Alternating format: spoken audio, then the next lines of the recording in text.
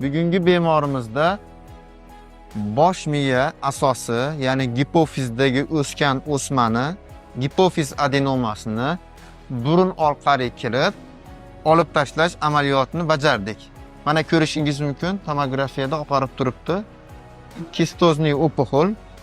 Bemorimiz ancha vaqtdan beri bezovta qiladi, gormonal o'zgarishlar kelib chiqqan, shuni burun orqali kelib olib tashladik. Hech qanday bosh suyagini teshish yoki miyaga travmatik o'zgarishlar bo'lmadi. Burun orqali keldik. 2-3 kunda bemorimizga javob beramiz, xudo xohlasa.